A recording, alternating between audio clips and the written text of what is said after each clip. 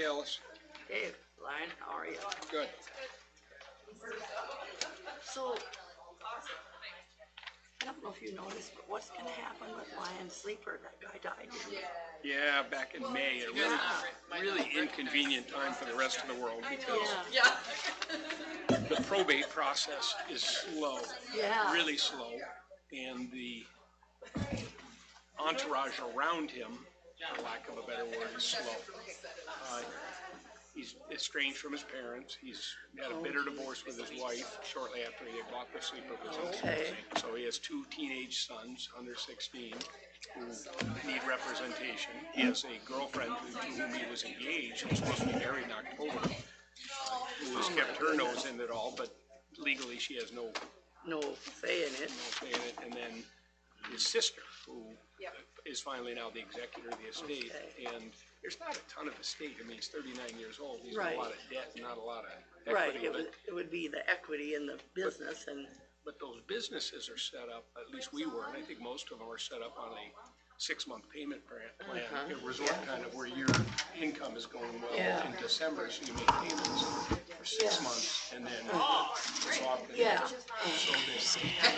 I was gonna say, Mary's gonna look. or have not missed a payment yet, so the bank can't, Okay, that's good to know. and lay a claim to it, and the probate court has not finished their business, and there's just so little equity. I don't think you go through probate if you have less than $200,000 in assets. Yeah, I don't And know. I think he was just barely squeaking past that, so, it's just frustrating. Well, 'cause there's no They are not gonna calculation, run a business. Are you ready, Jeff? Which I think is. Business.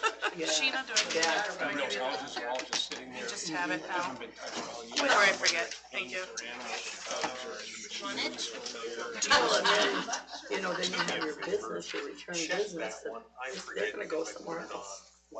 Right, I'm getting those calls, which is where would you go, and the employees are going elsewhere, and they're getting to call Scott. No, but, Come here, go there, whatever. I know. So unfortunately, I feel bad about that. I think I put mine on because I was fully confident I would. And then Sheena, I was gonna tell you, I tried to go into pay, like the whatever, and aren't you glad change you were out of it? my missed punch, and I I mean, couldn't. Bubba asked me that one. So I was hoping you Because did he's seeing the end up writing doing on the wall, that. they're gonna get me back, and, Well, I emailed you last week, I think it was. or do they just wanna sell the assets off? What? Give No, what they yes, still owe no, I or took owe care of on it. Okay. I was just letting you know that I couldn't, so if I message again, Burn the houses. like it's a, you have to do that. Yeah, no, that's. Okay, And everyone's time should be rounding again. okay. There was a system I do update. too. He was Well, doing a good And job. it, and you had a good Basically, business, throw it all so on it's 30 years like, of life into that. yeah. it was like a Good software times. thing, so Okay. everyone should be good again. We're not done gabbing over here. Okay, I'm on. We got a Viking tank to go on. Cutting you off. All right. Ready to get started? Yeah. Fire away, Grizzly. Okay, I'm gonna start the working session and start it with the citizens forum, which doesn't look like there's No citizens. Moving on. On to board committee reports. First up, we've got the school forest committee. And Boyd said he would give the report. It's actually not what Boyd said, but let's see, we mainly talked about the skis are in, and there were 2 different sizes, as I recall, and we kind of spitballed a bunch of ideas for next year and coming up, and feel free if I'm missing anything pertinent. Talked about the storybook trail. Storybook trail, yep. You know, a couple grant opportunities that we're looking into. Maybe for in the future, talk about the Wolfing shed, how well that looks and how well it was perceived. And we also, since Tim was gone, we've all told him that he's gonna be grooming the trails this year. Fair enough. It's actually the highlight of my winter, till that one day where you get stuck on the back 40 and you have to call Jeff to come to get you out or whatever. Yeah. I think that was about it. Can I ask a question? Is that allowed to the school forest committee? No, no. You have to fill out the citizens. Yeah. I just was gonna ask a question about ski storage, and maybe that's gonna be approached and usage. So. That was talked about. It was, okay. Yeah. Yeah. partially because I do get asked sometimes about how do we get to use those, and my usual policy has been, you know, unless it's a group and there's like somebody who can be the point person about getting them out and putting them away, I kind of said no. But I'm willing to change that if there's a plan or a desire to have more usage for the community. Anyway, that maybe is you can approach that at your next meeting. Yes. Okay. Keep that in mind. So I think if we use the snowshoes that we've had for many years as a model, normally it wasn't just rented out to the community, but if we had bio classes, we'd use it. Elementary teachers could sign them up for their class if they wanted to do recess. I see something like that with the skis. Community ed, Andy Pearson used to do stuff like that. Yeah, I and see I the like, skis kind of falling under that same kind of thing, and when we do our moonlight ski, that would be a time for people to come because, I'll admit to using some judgment on that when like the Boy Scouts wanted to use them and there was a teacher involved, I could put them somewhere, they could get into the school, use them, and then put them back. So, you know, some organized groups if the logistics worked, which if you're still okay with that, I can use my judgment on some of that. and we can, usually you put a value on that. And there's, Yeah. if they use tables, they give $100 or something like that, just. Yeah. We should probably put something. Yeah. 'Cause I can't remember what they are per unit, but they're not cheap. They're not cheap. They're not cheap. Yeah. So, But we don't have to have a formal answer now, but maybe that's a question for the school forest committee to kind of approach how you want those managed on a non-school hour basis. So. and it sounds like you're storing them somewhere for us. Or We- do they- Like in your office. That's where they're at right now. That's where the snowshoes were for a long time too. That was actually one of the discussion topics was how to store them so that it was convenient. Yeah. And we were trying to think about like a wagon-like thing or there were, Other schools stuff have like done, like garbage cans on wheels with holes in the bottom, so when they come in, they Yeah. drain out. Yeah. So I think there's systems in place that are already being used. And some of that was written into the grant. Might be a little money left over. That might be something we could use a financial report for the next school force committee.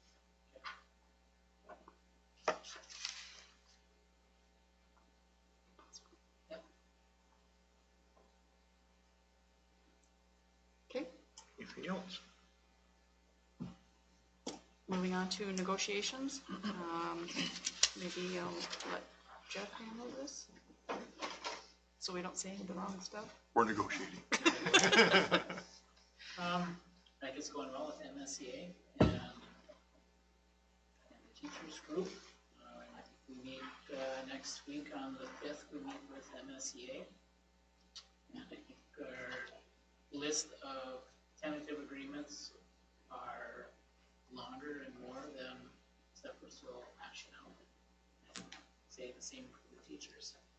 And I think we meet on the following, like a 13th, the 12th. Yeah. And we're working on dates with Chris and Nancy. So I did hear back, so we just need to, I got your reply on some dates that would work for you, so. Okay. Boyd and Lynn, they can send me some dates on, it's probably easier to tell me what won't work, so I know what we have to work with that might work, so. I did see that email come through. So hopefully by the end of this week, we'll have that set good. Yeah. And being honest, what's that, negotiations. Okay. Next up, we've got the superintendent's report, Mr. Wilson.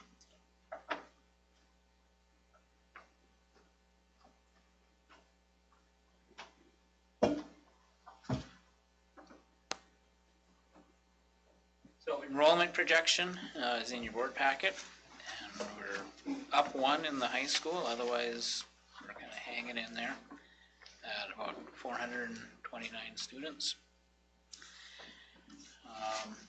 Written communication, I think I emailed both of these out earlier just because of the deadlines for if you wanted to be put on the ballot. If you want to vote, I think it's in your board packet, you can fill that out. I think I have to submit it this, like, tomorrow. So I'm assuming no one is asking to run for any of these boards by the response, so those are just written communications. If you want to vote, you can set that on the table as you leave. Staffing, I sent out some information.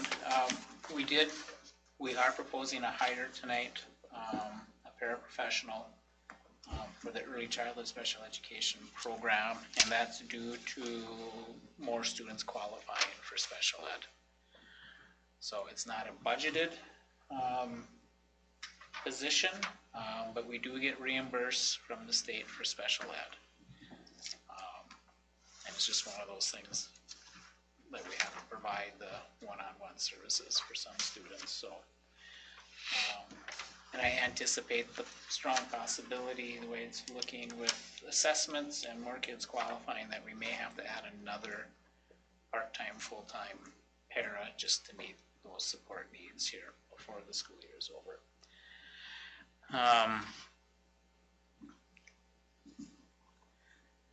We also have a resignation that came in, I think I got it on Saturday, for early childhood school readiness.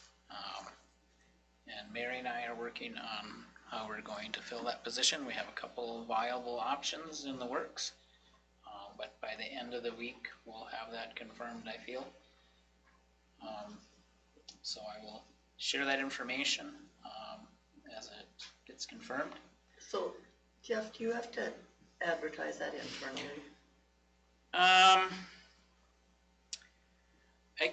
I will post it internally. Post it, yeah.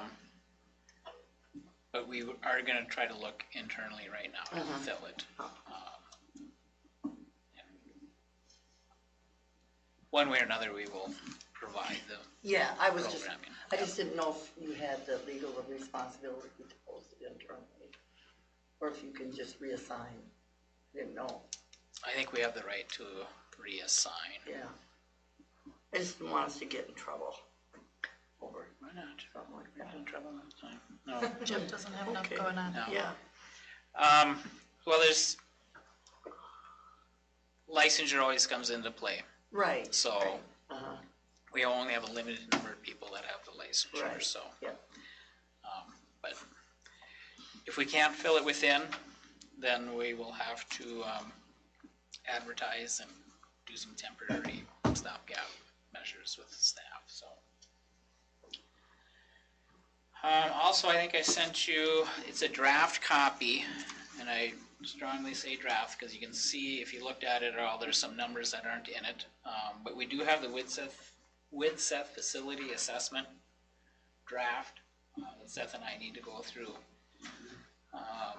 So I'm anticipating hopefully in December, possibly they would come and present on that. And like I said, that's gonna be a good tool as we look at some upcoming significant needs on our facilities.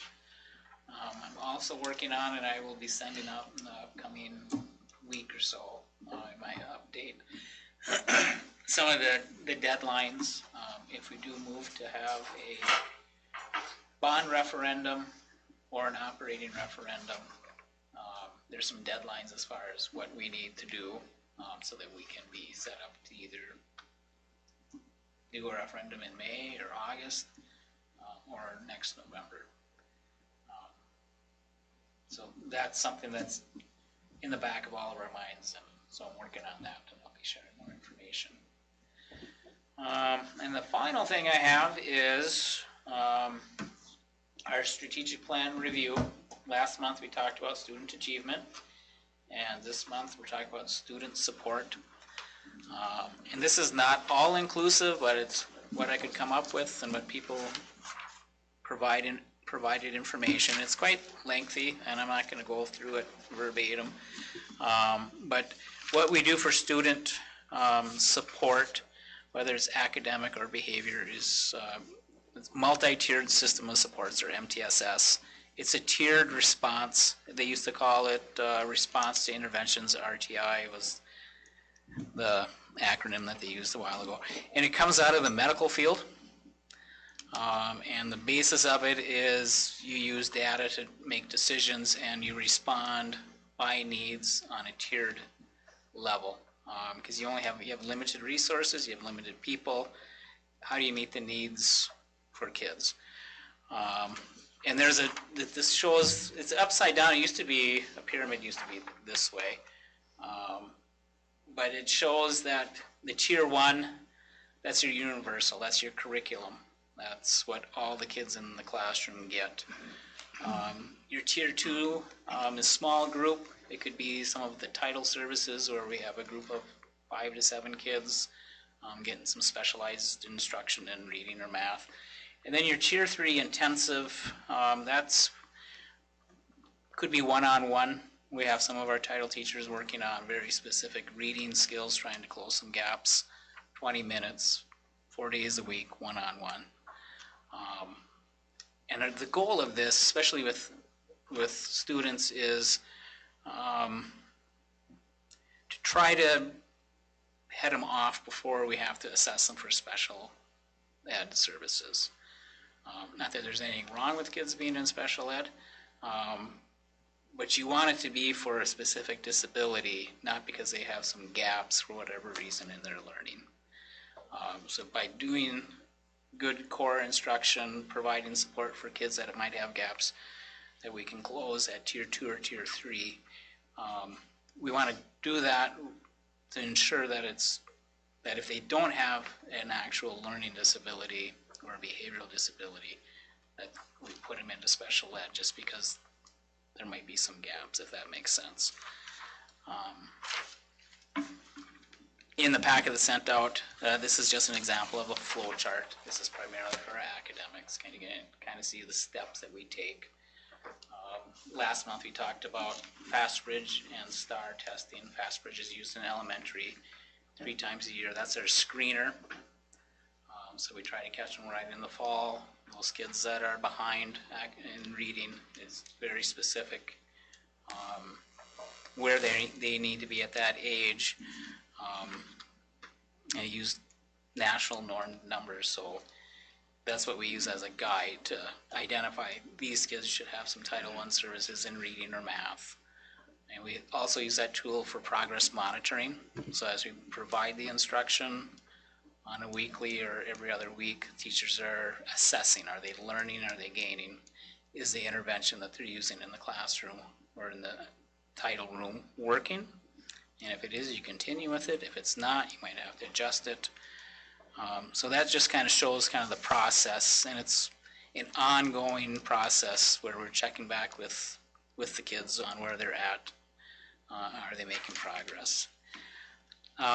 Also, I talk about social emotional learning in here, and that's the self-awareness, self-management, social awareness, and relationship skills, and that is becoming more and more prevalent in education, the need to teach social emotional learning, and it ties in with the mental health stuff. And then also in here, we kind of broke it down. Mary helped out with this as far as nuances and differences between the elementary support system and the high school. Also talked about our positive behavior intervention and supports, our PBIS is in there. And then ended with some of the mental health supports and school community partnerships that we have. And some of the things that came to my mind, 2 school social workers in a small district our size is a rarity in the state. We're very fortunate to have that. We have Northland Counseling Center in-house. We have a counselor and a children's therapeutic service and supports, a CTSS person in-house that work with staff and families. We have to do releases and stuff because you have that data privacy thing, but it's worked very well. And the neat thing about it for us here is if a kid has to see their counselor and the counselor's in Bemidji or Grand Forks, they have to leave for the day and they miss school. Here, they can come, get out of class for 25, 30 minutes, and they're back in class. So that's a great benefit for our kids and families. Plus, it saves families cost of fuel for driving.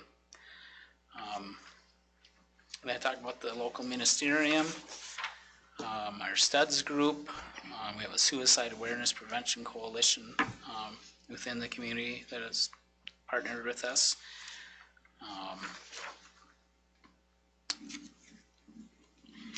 And I really wanted to look at lots of stuff, so I put some of the elementary things. So when you're in the hallway, you know how to, that we walk down the hallway and stuff like that. So that's a very brief summary on all that. Do you have any questions on anything?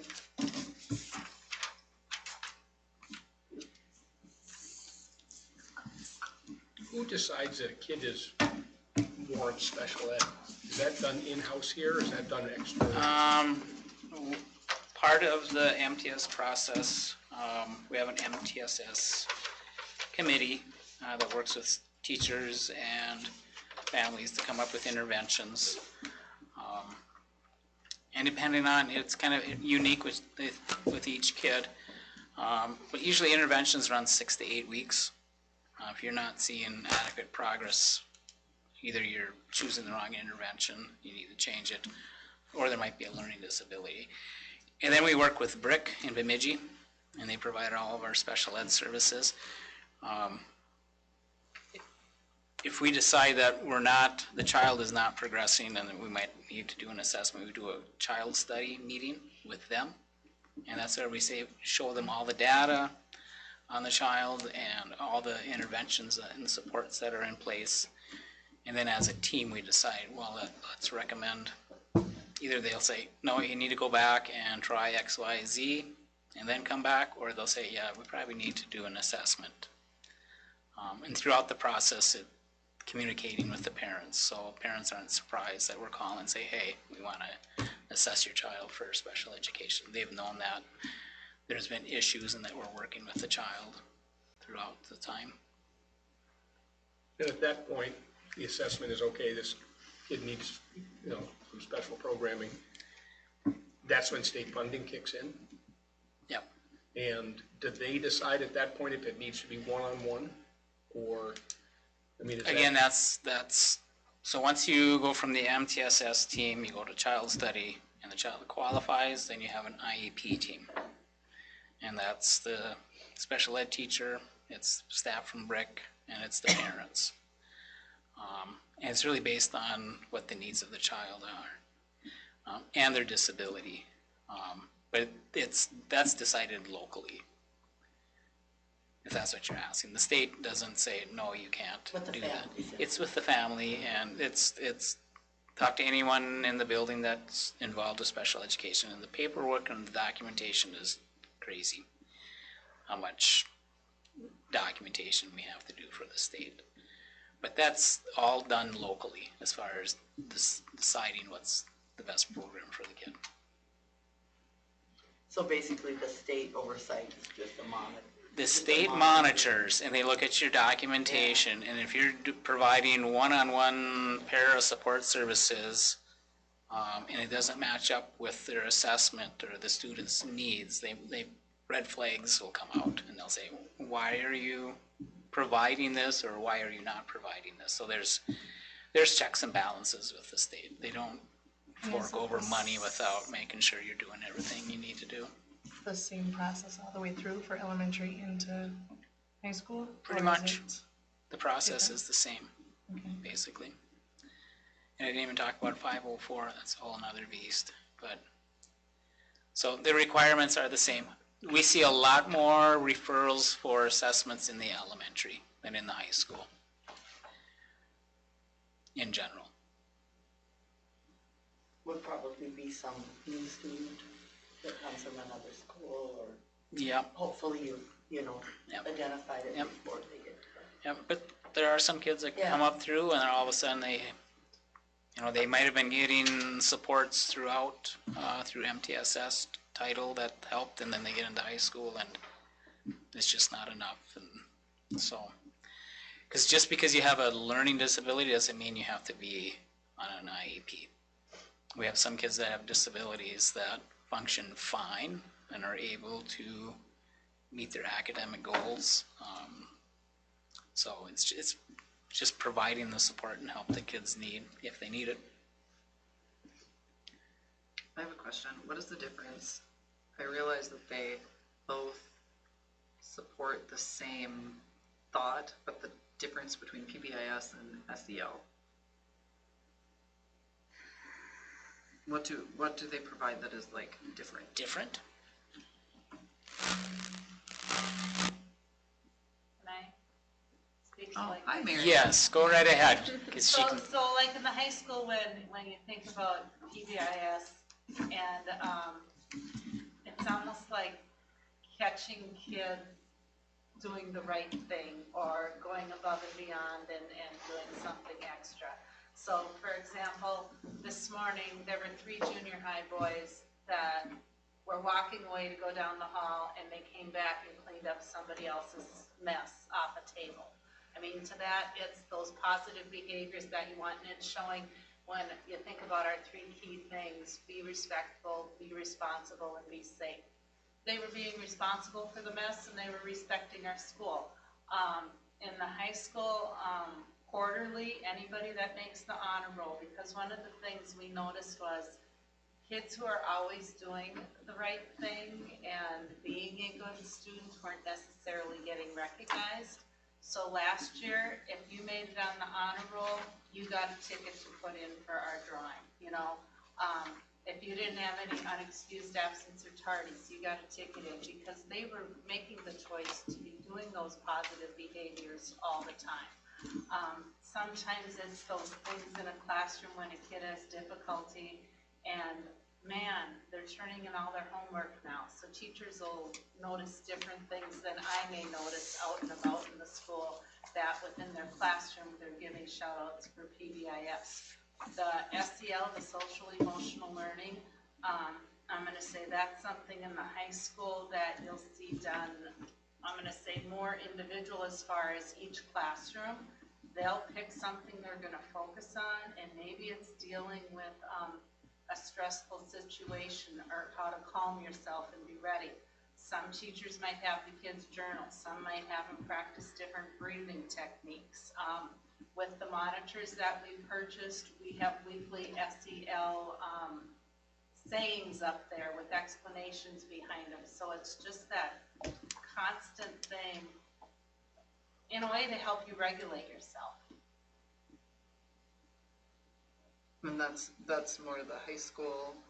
That's more how the high school Version. addresses it, yeah. in the elementary, we do bear bucks for the positive behavior. And it kind of goes, like Mary was saying, is catching them making good choices or the right choices. We no longer assume that kids know how to behave at school. They have to be taught. So that's the biggest thing with PBIS, is the positive reinforcement.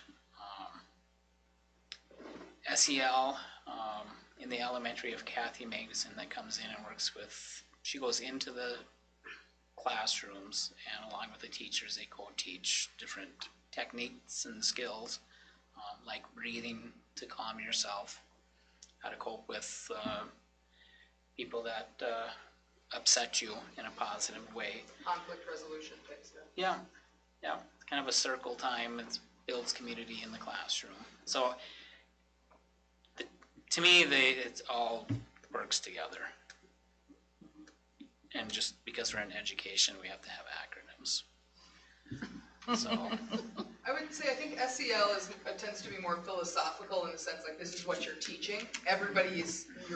This is the foundational teaching piece of how to do those things as well, and then the PBIS is what's the reward system for acknowledging, it's the system after the fact of acknowledging those same skills and behaviors. So then how are negative behaviors, if you're rewarding the positive, what's the result of a negative behavior? Well, we do have a long list of progressive discipline steps. And it's different in the elementary than in the high school. It's kind of, that piece of it's kind of built on our judicial system, and we can see how effective that's been. But there are consequences. I think the natural consequences are the best teaching tools. We're very limited, at least in the elementary, we don't want to kick kids out of school. Oh, yeah. I'm not saying that. I'm if you're, disrespectful, or you're, doing all the things that you're so not supposed to do. In the elementary, at that age, it's always reteaching what it is to be respectful. We do thinking reports in the office, and that's where the kid has to think about, all right, this is how I was disrespectful. And it's not just what they did, it's how did it impact the people around them. So even when we have the consequences, it's still teaching. We rarely kick kids out of school in the elementary. That's why I had to write, I will not chew gum in class 500 times. Yeah, I used to have to do that. It was more like talking. But I mean, truthfully. I felt like writing, I will not get caught chewing. But the breathing techniques really work well, even for adults. I mean, the SEL stuff that Kathy does extends to adults, just coping with stress. That's a big part of SEL, and we all feel stress, kids feel stress. So it's a lot of that coping type stuff. And that's what I see. My wife gets upset at me, because at home when I get upset, I get, ugh. And she goes, well, you calm down. I said, I'm breathing. But I don't know, maybe I'm not using that. I need to work on my technique on that, but she thinks so. And maybe it's the rolling of the eyes as I'm doing it. I don't know, but that's all I have unless you have any other questions. Okay.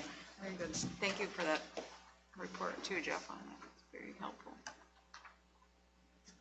Next, high school principal, Ms. Merchant.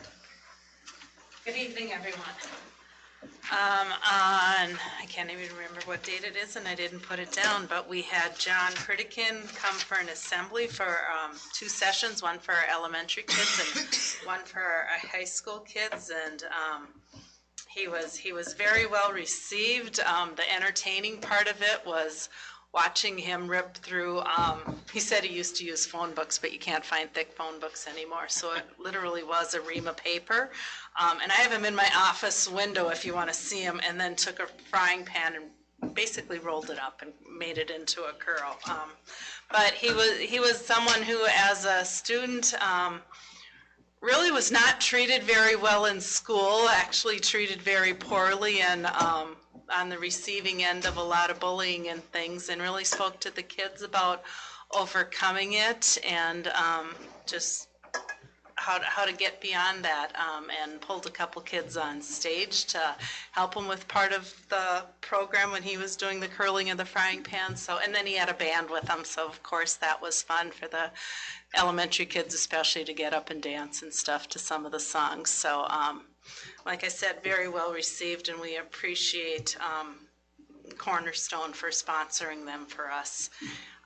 Last week was our choir concert for grades 6 through 12. Wonderful job, Mrs. Nordine and Mrs. Tangy. And then last Wednesday, our 7th graders got to go to the Creativity Festival in Bemidji. And they attended 3 different sessions. There were probably 10, 12 things to pick from for each session for them. And then high school had on November 14th a scheduled evening of conferences, but throughout the week teachers contacted parents, especially if they were struggling, but sent out open invitation to come during that 3:30 to 7 o'clock period if they could. And we had a meeting with our APAC group on November 15th. No, it was the 14th, wasn't it? Anyway, shared with them where we sit with funding. Mr. Nelson, you haven't heard back yet, have you? Maybe I don't want to know. No. And talked about things that we will do with the supplies and things we have to still bring some education to the students that we currently have. And World's Best Workforce, which you approved the previous month, I submitted that. And today I had an email from one of the people who goes through them, and there's just a couple things she wants clarification on, so I'm going to do a Zoom meeting with her tomorrow. And then I listed some of the things that I've been doing with students for the career and college support for them. Do you have any questions for me?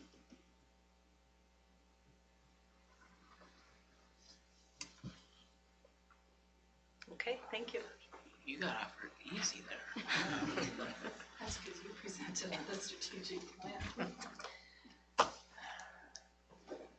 All right. Next up, business office.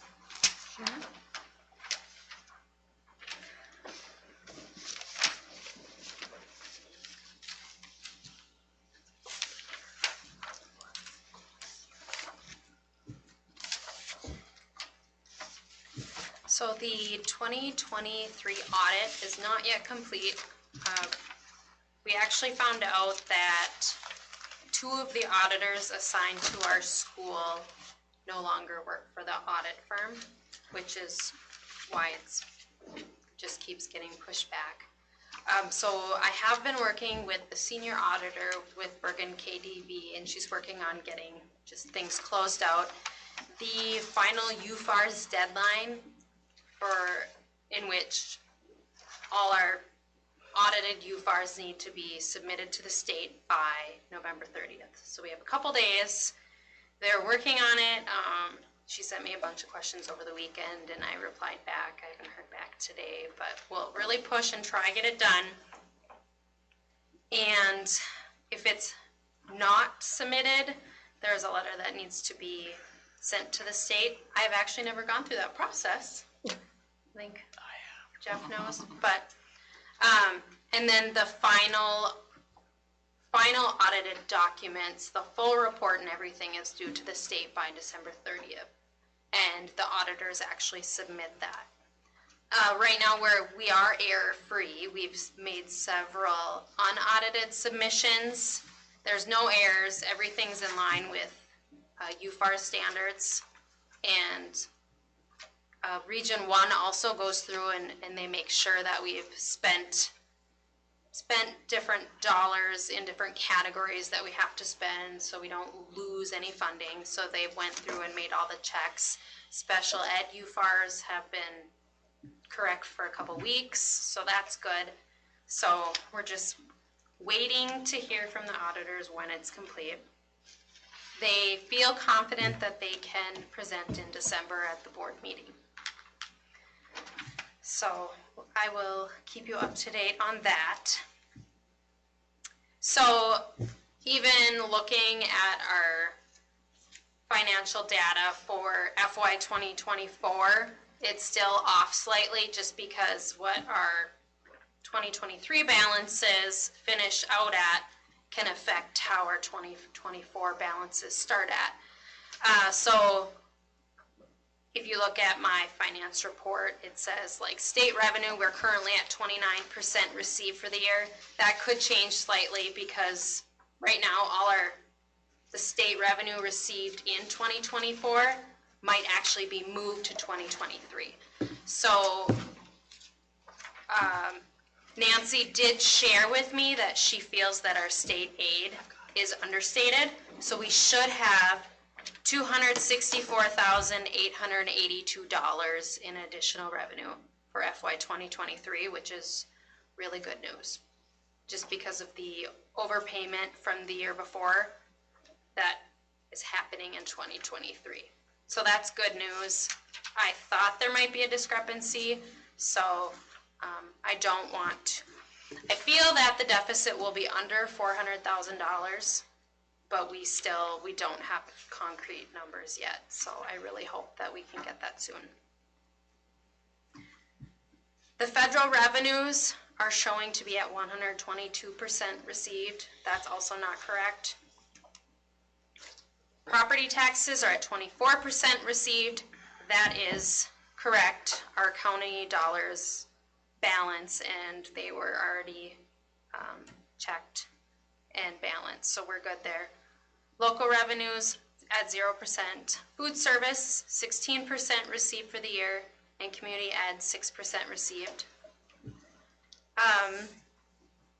Our finance 150 summer academic and mental health support, I did draw those funds. We received $1,386.86. That was for work that Joyce Beckel completed in July and August. We have $0 remaining. There were schools that did not spend all their ESSER dollars, so that they take all the money back and then reissue it to the schools based on their enrollment and size. So we did get $641.76 in Finance 160 funds. Basically, we'll use it for instructional supplies. It's not even enough to even do a lot with, but we definitely will have enough instructional supplies to spend the money. And then we received $166.44 in 161 ESSER funds. Those funds were used for before and after school tutoring or instructional supplies for before and after school. We do have teachers and staff doing before and after school tutoring, so we're not going to have any trouble spending those funds.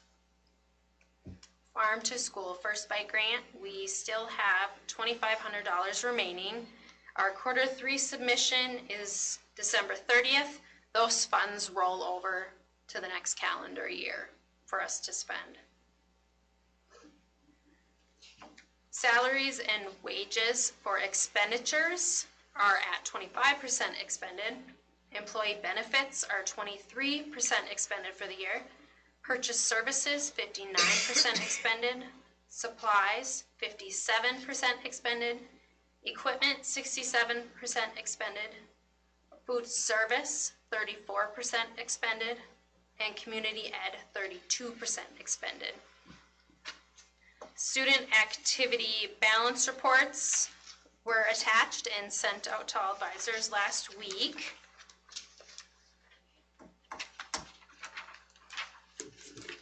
And, you know, other than getting our audit finished up, there isn't much else to report. On my end, I do have a STAR report due December 5th. Thankfully, the deadline's been moved back twice. So I'm working on that. I'm almost done with that. So the STAR report's just basically reporting to the state all the classes that the teachers are teaching and making sure that they fall under their licensure area with the state. And then all non-licensed staff are also reported. Transportation report was due on the 30th. That was completed over a month ago. So on my end, all the submissions are completed so far for the year. Any more questions on our reports or audit information? What time of year was it last year when we submitted like quotes for the audit? Because we had to switch companies, right? Was it? It was more in February, March, correct? Okay. I want to say, and I believe we actually put it out there for 2 months just because we hadn't received any quotes. Yeah. I'm just, if there's any concern that this company might drop us too. Right. Yeah, I haven't heard anything. My concern, I have worked with 2 other companies, and this is my first time working with this company, and I don't feel she's ever audited a school before. This is just based on working with her. It's much easier to do an on-site audit. There's a lot of give and take. You can ask questions. I feel like you can get through the audit much faster too. You're able to just pull information and give to them. I did a remote audit before during COVID, and that went fine too, but I had worked with that auditor for several years. That auditor was very diligent, where I would get a request for audit a month or two before audit. Like, this is what we need when we come and audit you in 6 weeks. I did not get an audit request until when audit started. Also, our final audit information from the prior company was not obtained until weeks after our audit. So definitely, I've never worked with this company. It was just much different than what I was used to. They also do not use our software. In the past, I've been used to our auditor actually going into our software and looking at our JEs or looking at our payments to different companies and requesting information, or even reviewing the PDF files that we attach to a voucher for payment or things like that, where they can just log in and look at the information, or they can even pull our information right from the system. I had to do all the downloads of information and send to them. So it was a little bit different than what I was used to. Definitely a lot more time consuming. And also, when they would ask for certain information, they would ask as if they were using a different software. So they're like, oh, I need this report. I'm like, we don't have that report in this software. So I'm like, oh, they must be thinking of Skyward. It's a different finance system. Well, okay, what report would you need in Smart Systems that's similar to that report? So it's just more so us communicating and trying to figure out what they need. I've had everything pretty much uploaded to their SureLink system a long time ago. There's maybe 3 open items, but the 3 open items are not relevant to our school. So I uploaded everything that they needed, and they've emailed me with different requests. So then I would email it back, but now that those 2 auditors quit, a lot of that information is missing because it went to their email too. So the senior auditor, you feel that she hasn't audited a school before, or the other more junior auditors that left? The junior auditors that left. No, Nancy's audited a school before. Yeah, that's kind of what I thought. I just wanted to clarify. Yep. Yeah. So you should be able to just resend those emails to her, you think?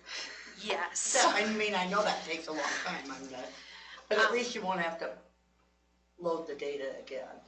My one concern is, so last year we had to have a single audit. So basically we received over $750,000 in revenue from the federal government in grants. So this year our assumption was we're under the threshold, but now Nancy emailed me on Saturday and she thinks that we're over $750,000. They have not completed necessarily a single audit on our data, so that could take longer. I have sent them all the information, like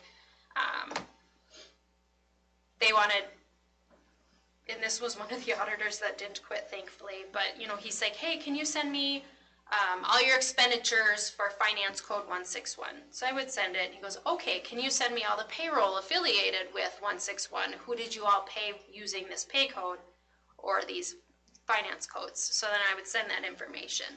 So I feel we have some of it done, but now Nancy did ask, can you please send all your expenditures for all your grants or your federal grant dollars? So I said, what do you want specifically? Because that's a lot of information. I don't really know what you want. Is the 750, I mean,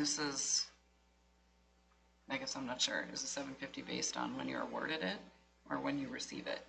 When you receive it. That's what I thought. Yes. So are we over? So She feels we're over it. We were under, but she thinks we're over. She thinks we're over. But when we were getting audited, those auditors said we were under too. So. What does Carolyn say? Does she have that information? No, because they also, they're factoring in federal food service dollars also. So she thinks that possibly put us over. Yeah. So, wait and see, but they have all our expenditures, they have all our UFAR's information, so they have all the information they should need on the grants. Everything was even submitted to MDE and reconciled way back in July when that needed to be done, so.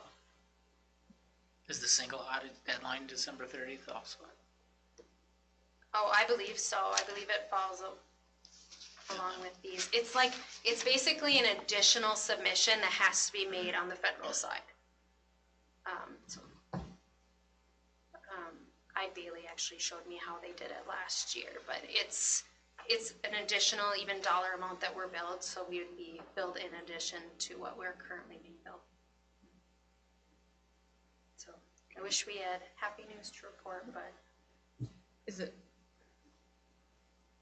worth going out for another round of bids this year? I would like And do you need anything from the board to do that? I guess that's where I want to go with that. We don't. You could just do it. We can just do it. I would like to, so I do work with other schools. I worked with one other firm doing payroll for a charter school, and there was another firm I worked with, and I only obviously did the payroll components, but I logged into their system and I had all the data they needed uploaded in a couple hours. I did it on a Friday. I knew exactly what they wanted, what they needed. You know, they asked me to pull reports from PERA, pull this report from TRA, then please pull this from their payroll and upload it. It was very concrete, exactly what they wanted, and I was able to do it very quick. I didn't feel like that happened this year. I had no idea what they wanted. Not good communication. But the problem is, just like, you know, there's employment issues across the state. Firms are struggling to keep employees, and there's firms that are choosing not to audit schools anymore, so Well, we're limited. That's why we're in the situation we're in, right? I was told that the sooner you seek bids, the better. So usually by the spring, they already have their firm list. So we can try and see where it takes us. Maybe get sent a Christmas card or something. That you have connections with those other firms. Yeah. And it seems like firms just want to do remote audits also. And I was speaking with one of my coworkers today, and he was an auditor for many years, and he said, you know, I did remote. He goes, I would go to schools and audit them, and then we transitioned to remote audits. He said, I did it for so long, I knew how to do an audit. I knew how to do a remote audit, you know, quick, and I knew exactly what to do. So he said, you know, with these newer people starting and coming in, they've never did an audit, let alone doing a remote audit. So he said, I've just really found that we're losing that communication that we used to have, and to, you know, being prepared and having everything ahead of time, you know, really helps. And you build a better relationship if you've done an on-site audit with them, and then that carries on to that remote, right? So there's definitely pros and cons. I feel that it's going to be really difficult to find an auditor that's going to be willing to come on site. But I feel like if we have someone with more experience, and I feel there was clearly some other issues beforehand. So We throw in a fishing trip or something. Kind of use that we have. They do like that. Yeah. They do. That's how Robin gets her auditors, right? And if you give us a favorable audit, we'll even show you how to get back. This might have been their first school district audit also. So maybe it's not like the company, it's just the individuals that were put. And it very well could be, because Nancy was really good about communicating with me Saturday. She had a long email with questions and information she wanted, so. So I'm hoping in December, before she presents, you and I can sit down with her and discuss some of these issues. And see Yes. where she's at with it. Yep, and then, so we'll be reviewing all the reports and documents prior to the board meeting too. And there were some slight discrepancies just in the audited information from last year, too. So just what was in the report in a few categories, not necessarily aligning with finance. So we'll get all those things squared away also.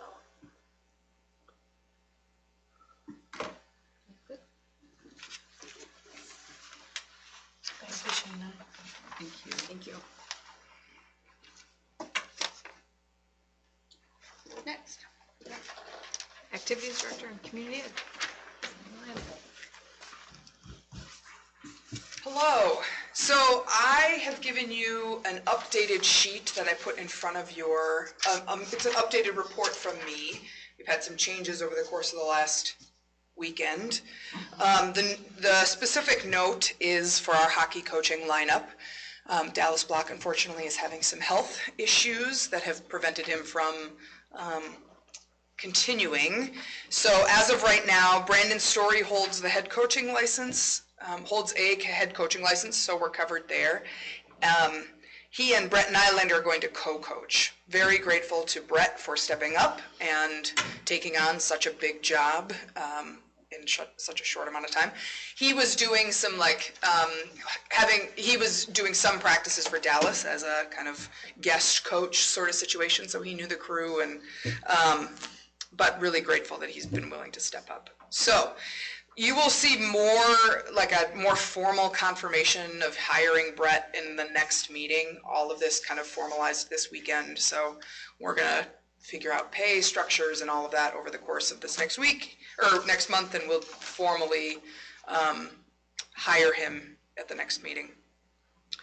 And then you'll see the rest of the winter coaching lineup.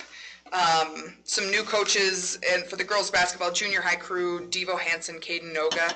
Caden is going to do a kind of, we have our 6th grade crew who are kind of junior high, but kind of still a little young for a real strong junior high schedule. So he's going to do a kind of 4th through 6th hybrid community ed junior high with that 6th grade group. So we'll see how that goes. If that's a good model, I might do that across the board so that we can make sure we get good time and practice and games for all of our 6th graders. So that's a little bit of an experiment. That is not an additional, I had budgeted for that, so there's no additional money being paid for his position. Similarly with boys basketball, you'll see TJ Frericks is junior high boys basketball coach there. A fun note, we had enough junior high basketball players to hold a tryout. Of course, nobody was cut, but we had enough competition that we wanted to say who is going to be on a kind of an A team and a B team. So exciting there. Part of the background in that is that with a lack of numbers in any sport, you lose that edge, that competitive edge for, we see it in our volleyball. We have a really competitive program because we have numbers and because a kid is not entitled to a spot on a team, or at least on the top level team. And so numbers allow for a more competitive edge. So I think we are incredibly excited to have enough kids at that, and they're quite talented, at that 6th, 7th, and 8th grade group to be able to have 2 teams and 2 solid competitive teams. Joyce Washburn is back as our one act play director. She is also, we're doing the same model as we did last year, where we're doing 2 plays at once. One is our competitive play, and the other is a community ed play.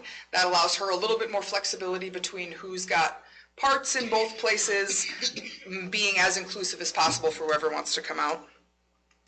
And then Liz Tangy is doing our senior high knowledge bowl coach. Tina Lorette is doing our junior high coach, which segues into my next piece. We are hiring Tina Lorette as an education or enrichment coordinator, and created this position because of a little bit of a hole in organizing, but she'll take on the Creativity Festival, Young Authors Conference, Math Masters, Spelling Bee, as well as Junior High Knowledge Bowl. So to me, there's a real connection, an obvious connection between that kind of outside of school academic enrichment stuff that's happening, despite the fact Knowledge Bowl is a extracurricular, so to speak. So I think it's a good position. She'll have contact with a lot of those junior high kids. 5th through 8th is the way we're kind of approaching that enrichment group. Any questions on any of that before I move on? Okay. Lots of good people. I think that's what's always fun about putting these lists together is like a lot of people stepping up to make these activities happen, and they're all really good humans. I mean, we're lucky to have them. Holiday extravaganza happened a week ago Saturday. As always, a great event. It was partnered with the Frost Fest that happened in town, so it was a long day of excellent activities. So excited to have them partnered on some advertising and things like that. We had over 50 vendors. We think about 700 plus people in the building. It's just a really fun thing. And, you know, a lot of, a big shout out to Lisa Beckstrand, who puts a lot of time and energy into that. But also the legacy of CC Charlton lives on in this event. It is a real community builder, and we are lucky to be able to host it, show off our building, put a lot of people together. We had a bed turning from the Lady Slipper Quilt Guild. It's where they show off and tell stories of quilts that they've made as if they're making a bed. It's quite a fun show. Anyway. Pool update. We were formally closed over Thanksgiving, but they had a break in a motor piece. I don't know where that, it seemed like a relatively straightforward fix. Waiting on a part for that, I think. It is up and going. They did. Okay, great. So we didn't have swimming last Wednesday for the elementary. Continuing to struggle to staff.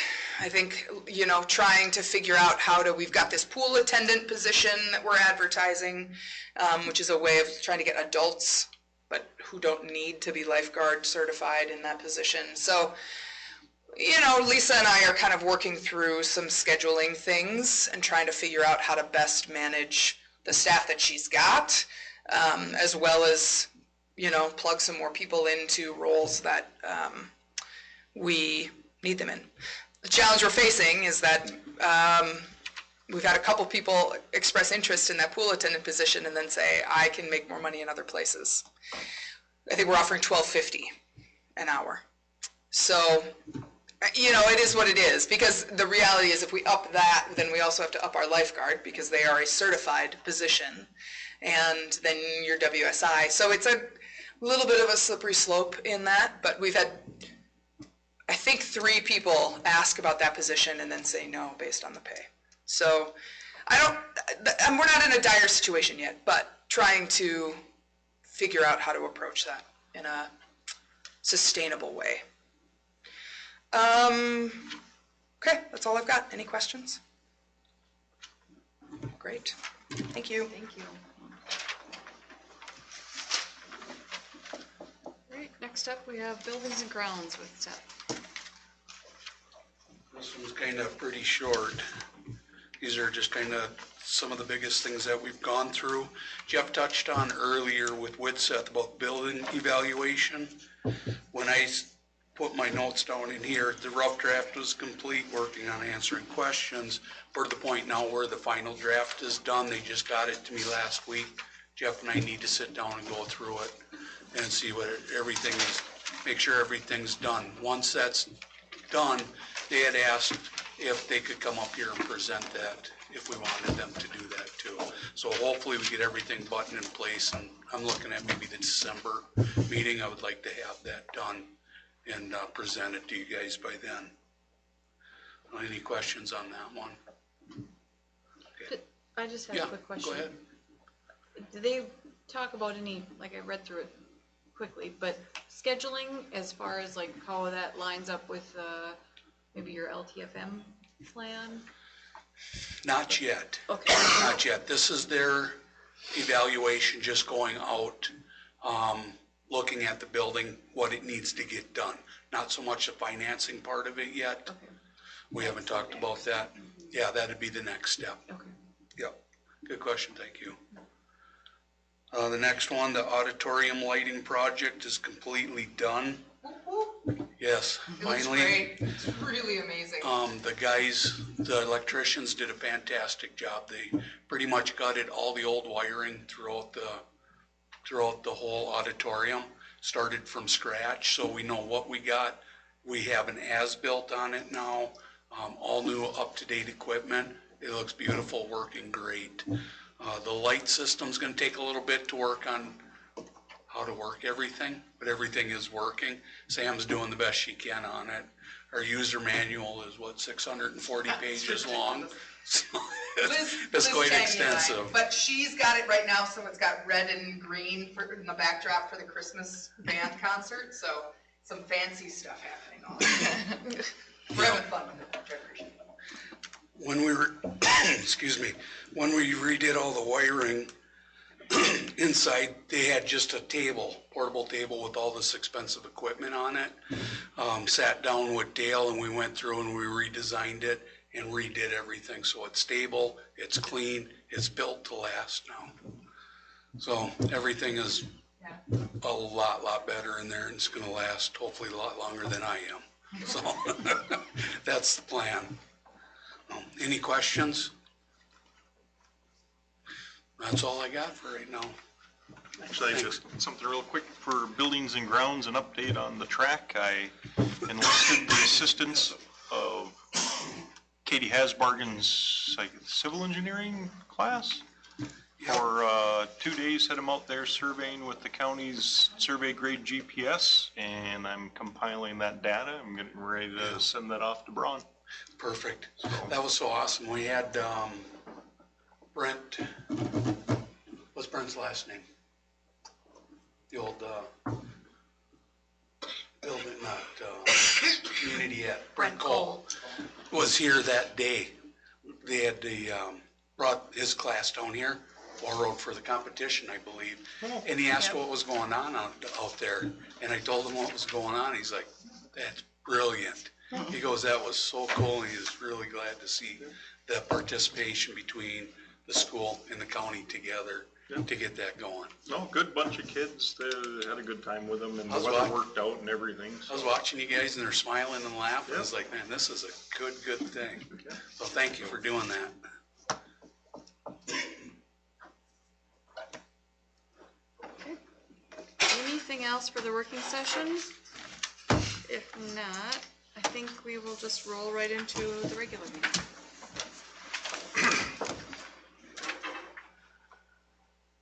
I pledge allegiance to the flag of the United States of America and to the republic for which it stands, one nation, under God, indivisible, with liberty and justice for all.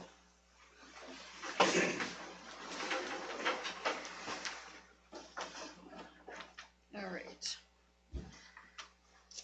I'm looking for a motion to approve the agenda. Make the motion. Second by Lyon. Johnson and Lyon. Any discussion? Hearing none, for motion, all in favor? Aye. Opposed? Motion passes. Next up, we have the Truth and Taxation hearing. We've got a presentation by Sheena Brandt, Business Manager.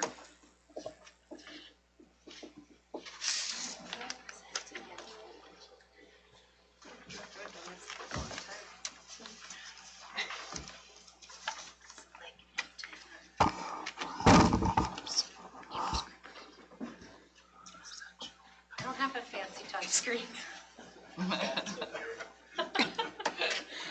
I got a new computer that's got touch screen. So every screen I'm going up to. Jeff, it's not a touch screen.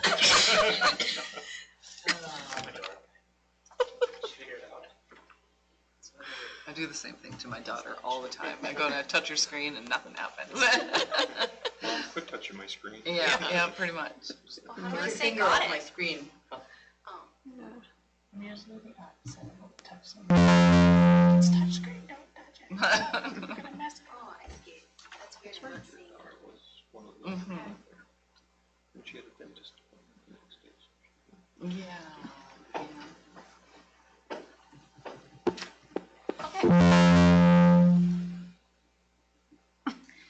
This is our 2023-2024 budget and proposed 2024 property tax presentation. This is weird.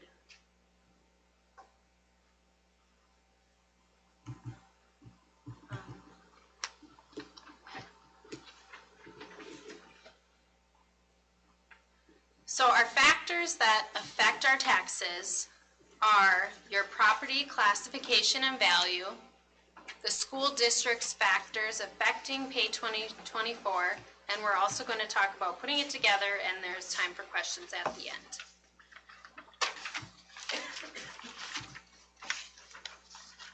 Truth in taxation meetings are required. A law was passed in 1989. There's two major requirements. The first is tax statements must be sent out by the counties, which are the proposed property tax statement in November based on our proposed tax levies set by taxing jurisdictions, which include the counties, cities, townships, and school districts. We are also required to have a public meeting. Most taxing jurisdictions must hold a public meeting prior to certifying the final levy. At the meeting, we need to discuss the payable 2024 levy, the fiscal year 2024 budget, and allow for public comments. Who sets the levy? This is set by the state, in which a formula is approved by the legislature. This includes a general education formula, operating capital, career and technical, and reemployment, etc. There's several different factors. It is also voter approved as authorized by the state. We have operating referendums and building bond referendums.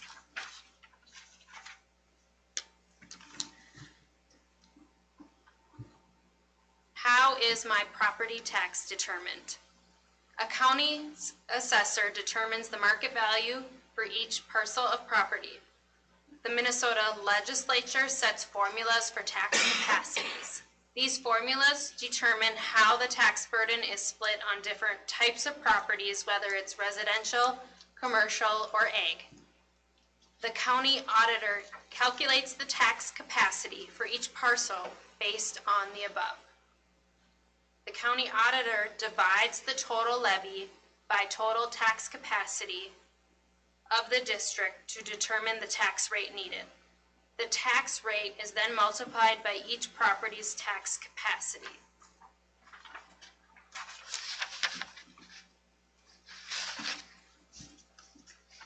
So these graphs show the state aid impact on who collects the taxes versus who spends the taxes.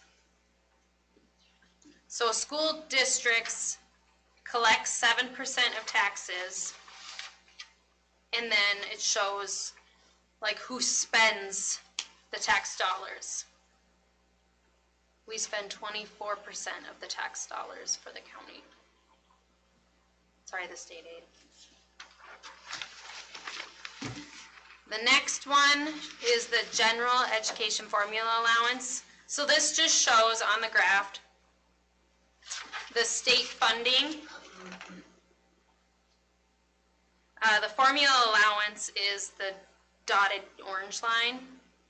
It's the allowance adjusted for pupil weight change. The blue is adjusted for pupil weight change and inflation. So this just shows that the cost to operate schools continues to increase, but the formula allowance is not increasing at the same rate, which is why schools are struggling also, just because costs keep going up, but we're not getting more money.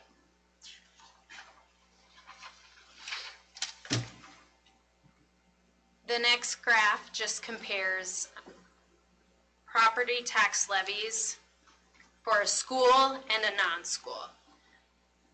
So if you look at the blue line, these are the levies for the school districts. while the dotted orange line is local government and the dollars that they're getting, which is significantly higher than school districts.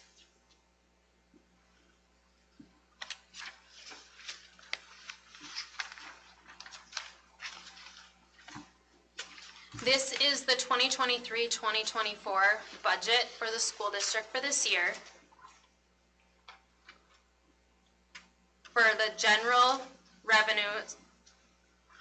fund revenues, $7,368,143, and then the expenses are $7,202,735, with a net difference of $165,408.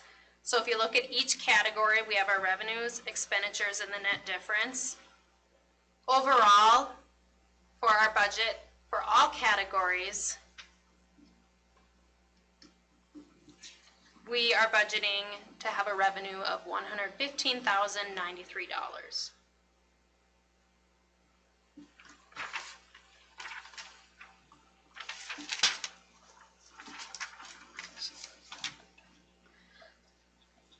So looking at our levy certification sheets, which are found on the Minnesota Department of Education website, our levy for 2024 is $817,200.27. The levy for 2023 was $450,798.42. The county apportionment for 2024 is $506,332.05. For 2023, it was $426,735.38. So the difference between the 2 years is that the revenue collected comes from the property taxes. Taxes rose significantly from 2023 to 2024 due to the county assessor's estimate value of each parcel. So I'm sure many of you got your tax statements in the mail and noticed a very large increase from last year. I know I did in Roseau County. So what actually happens is more revenue will be coming from Lake of the Woods County to the schools, which then reduces our state aid. So that's why the levies are much higher for this year. The district will also receive an additional $216,631 in state aid, which was passed over the summer. But we also have additional mandates that we have to follow. That is earned safe and sick leave, which actually begins in January, and then summer unemployment was effective last year too. We did get funding to cover that for this year, but next year it's still mandated, but we're not going to get additional revenue to cover that. When is the paid? 2026. Mm-hmm. Yes. Yes.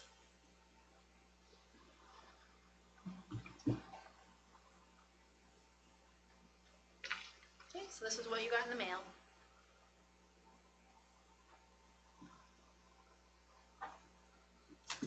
So the effective tax rates are shown above, and these are just the 2023 estimates. So for farm, 0.48%, seasonal rec, 0.79%, residential homestead, 1.14%, apartments, 1.43%, public utilities, 2.5%, and commercial industrial, 2.59%.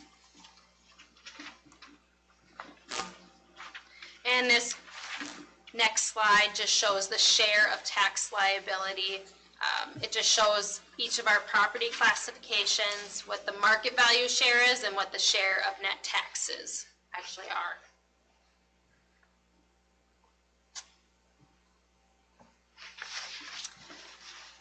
Aid to School Tax Credit. This was a permanent law initiated in 2017. It affects existing Fund 7 debt levies, except for OPEB bonds. It has reductions for farmer and timber owners. It will remain at 70% for 2024.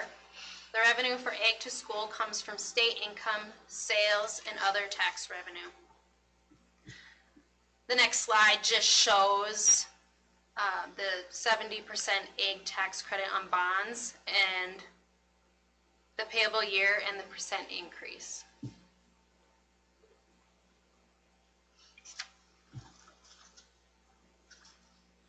And this next slide just shows you where to look for your Ag to School credit.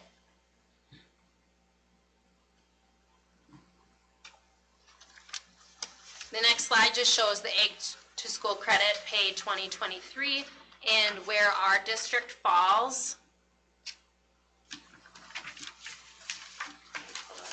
Slide. So way up in yellow towards the top, we have the smallest. We're above the median. Yeah. I was just trying to find my notes on this one. Aren't we below the median? Depends which half you look at. I actually have a slide on this, so where did it go? Oh, okay. I see that. Did I just That's pass only it? divided in two. Oh. Where's slide 23? It was like, 20, it was Oh. like 4 more. here we go. It's not letting me go.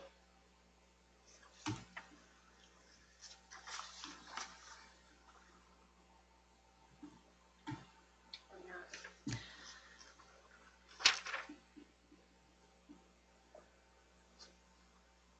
I thought there was another slide on that one, but there must not be. I'm thinking. There's of- 2 more slides with Not on the Minnesota red maps. Is that what you're looking for? Which one? Go back to the map. Put the cursor on. The MREA map? Oh, that's not. But there is a, if you want to go click on it. On that link.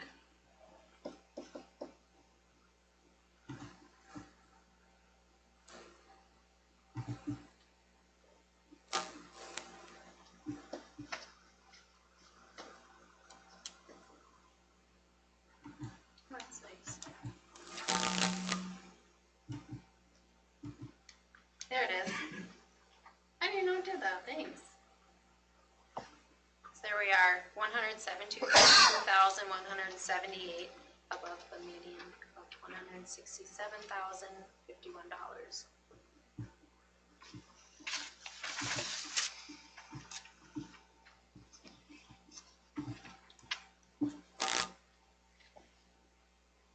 So this slide just talks about the equalization factors. I am not seeing this.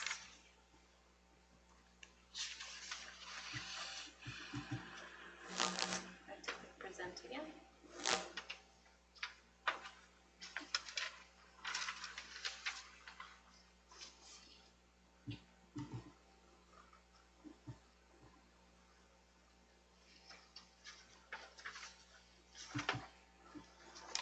There it goes.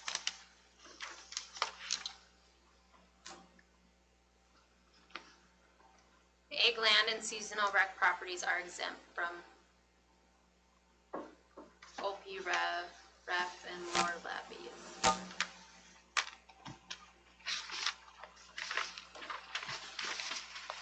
Your school district tax levy. Possible reasons for changes to your parcel: change in value or classification of your property, change in enrollment numbers, change in valuation of property in the district, local decisions and requirements, adjustment for prior years, and legislative changes. And so this next slide just shows how our district compares in operating referendums across the state. Our district is $437 per adjusted pupil unit.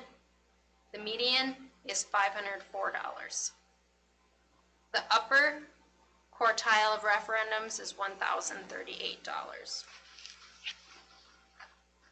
So We are below the district median of $504 per pupil. It's not working again. That's what happens when I go to a map.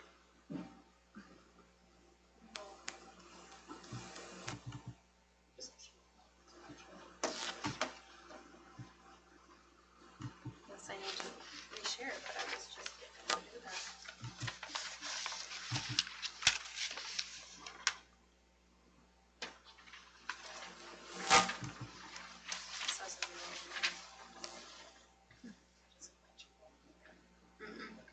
No, it doesn't.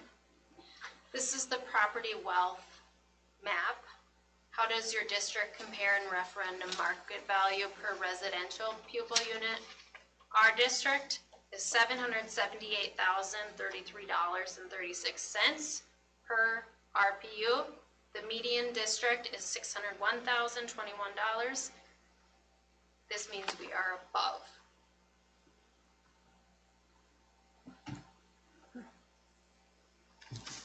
The long-term facilities maintenance is included in school property taxes for 2024.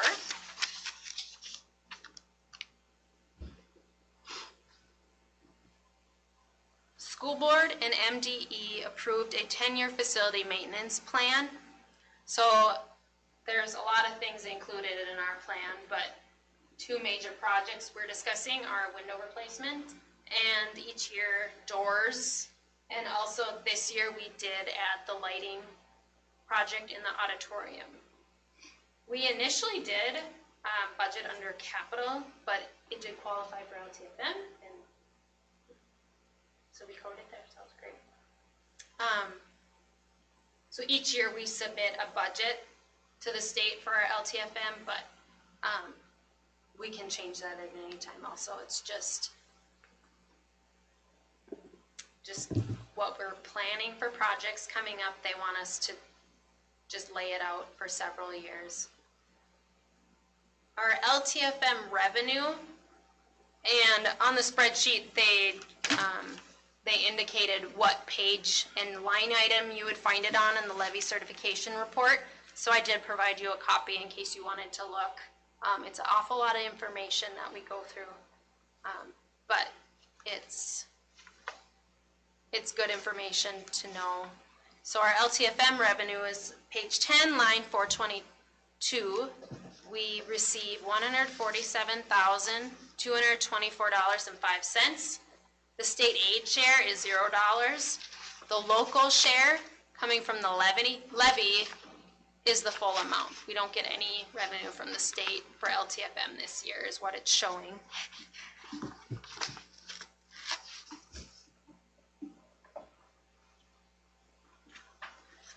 This is our proposed pay 24 levy.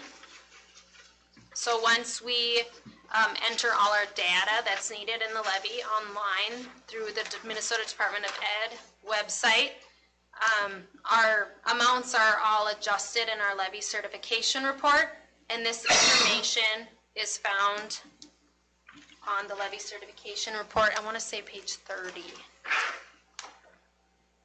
So right now it's stating all funds combined for pay 2024 is $2,050,832.79. This is a decrease of $101,381.25, which is 4.71% less than last year.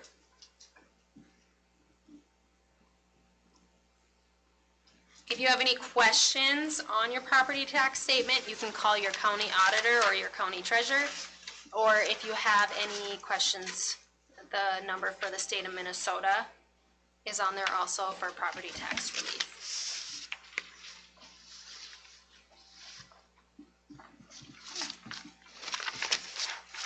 Okay, so I guess we open it up to public comment and questions from the board.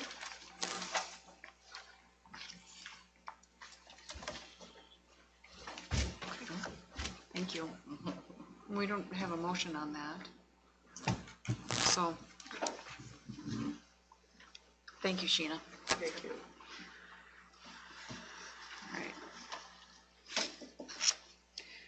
All right. Next up, we've got board presenters. There's no dimmer on that. I don't think we have any board presenters, so then we'll go to written communications. And we had a Northwest Service Co-op Board of Directors ballot and an invitation to file for election on the Joint Powers Board of Region 1.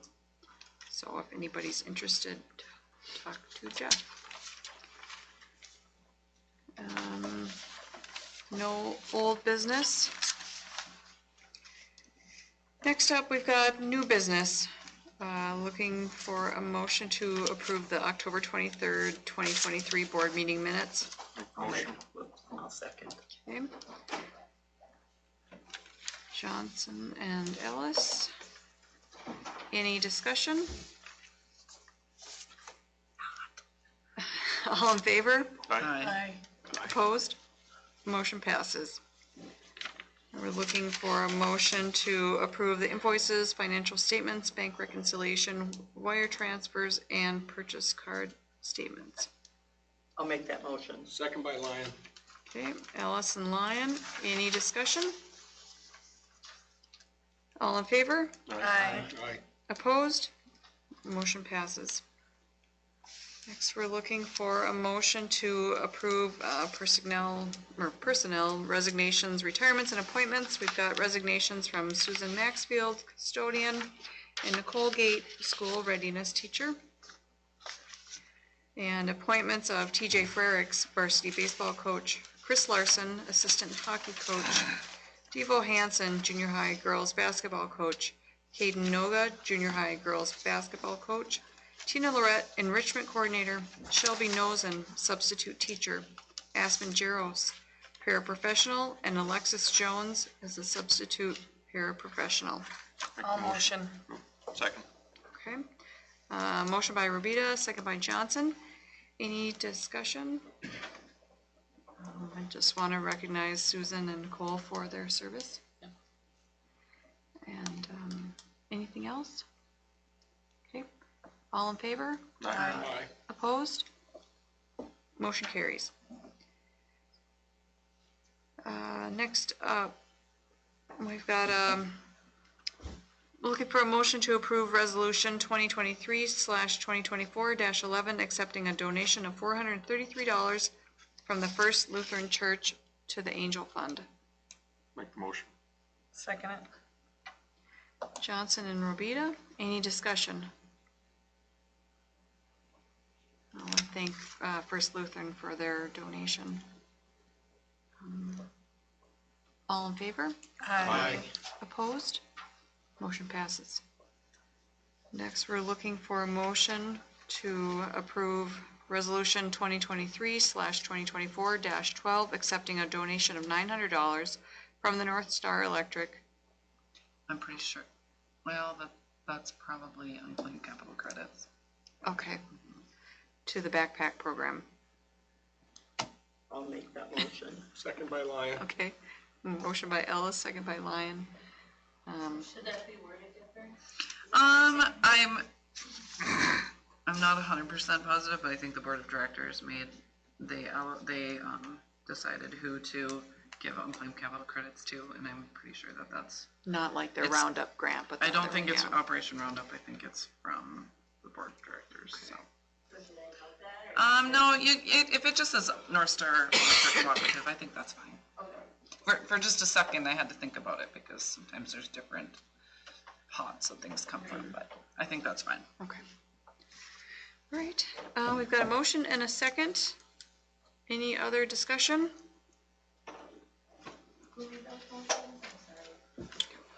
Ellis and Lyon.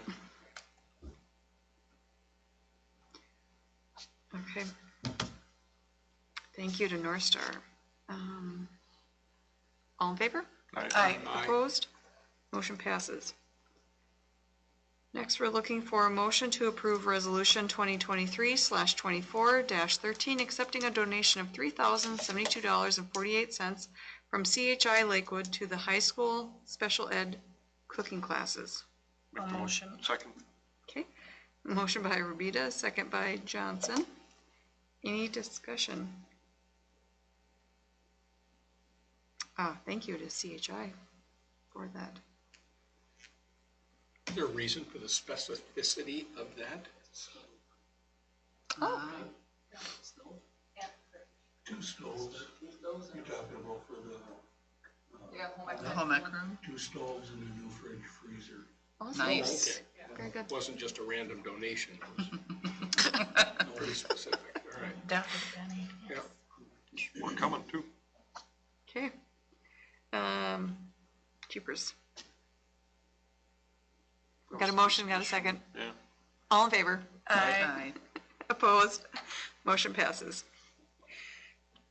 Next, we're looking for a motion to approve Resolution 2023/2024-14, accepting a donation of $300 worth of cooking supplies from Border Bank to the high school special education cooking classes. I'll make that motion.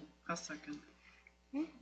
Motion by Ellis, second by Sonstagaard. Any discussion? Again, thank you to Border Bank for that donation. All in favor? Aye. Opposed? Motion passes. Next, we're looking for a motion to approve Resolution 2023/2024-15 to accept a donation of $100 from the Scott and Marcia Smisek to the backpack program. A motion. Second by Lyon. Okay, Robita and Lyon, any discussion? Thank you for that donation.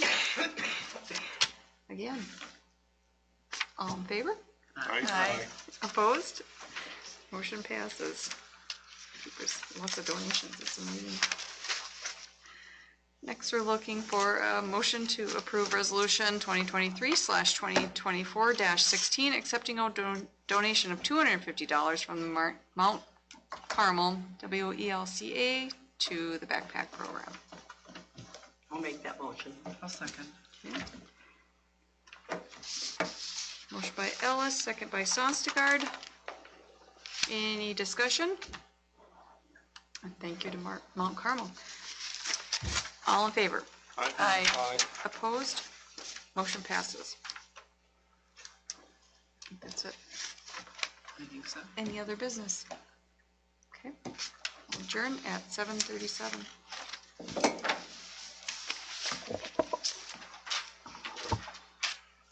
Kind of nice when so much of the meeting is taken up by people willing to donate something. And you've got a good contingent of ex-students in that coaching staff. You know, good representation there from.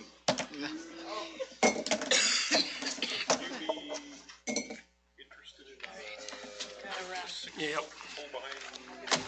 Good luck with the hockey. Made my kid double practice.